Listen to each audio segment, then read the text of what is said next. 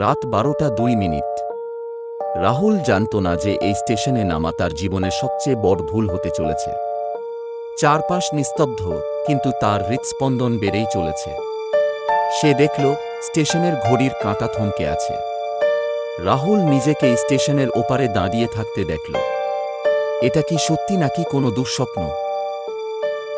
Ticket কাউন্টারে বসে থাকা সেই বৃদ্ধ স্টেশন মাস্টার রাহুলকে দেখে অদ্ভুতভাবে হাসল।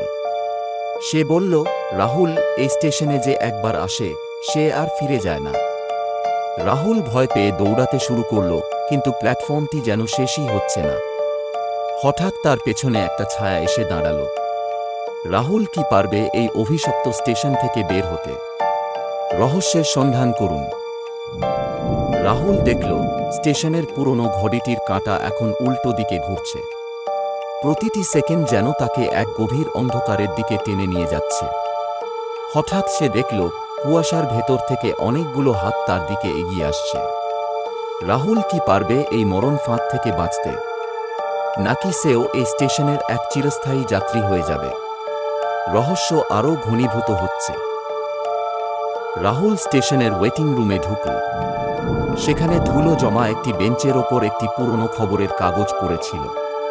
কাঁপা কাঁপা হাতে সে কাগজটি তুলল। কাগজের শিরোনাম দেখে তার রক্ত হিম হয়ে গেল। সেখানে লেখা ছিল, 25 বছর আগে এই স্টেশন থেকে এক যুবক নিখোঁজ হয়েছে। আর সেই ছবিতে থাকা মুখটি ছিল হুবহু রাহুলের মতো। রাহুল কি তবে অতীতে ফিরে এসেছে? নাকি সে কোনো অশুভ শক্তির মায়ায় রাহুল মরিয়া হয়ে স্টেশনের বাইরে যাওয়ার রাস্তা খুঁজছিল।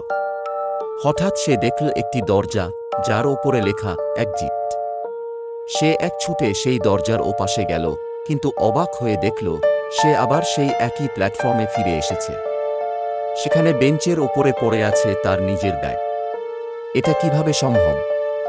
রাহুল কি সময়ের কোনো গোলক ধাঁধায় আটকা পড়েছে? হঠাৎ স্টেশনের লাউডস্পিকারে একটি ঘোষণা ভেসে এলো, পরবর্তী ট্রেন কোনোদিন আসবে না। রাহুল ভয়ে স্তব্ধ হয়ে গেল। সে দেখতে পেল প্ল্যাটফর্মের সব আয়নায় তার নিজের চেহারা বদলে যাচ্ছে। সে বুঝতে পারল এই স্টেশনটি আসলে মৃতদের জন্য। সে এখন আর কোনো মানুষ নয়, বরং এই অভিশপ্ত স্টেশনেরই একটি অংশ।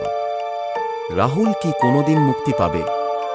রহস্যটি চিরকাল অমীমাংসিতই থেকে যাবে।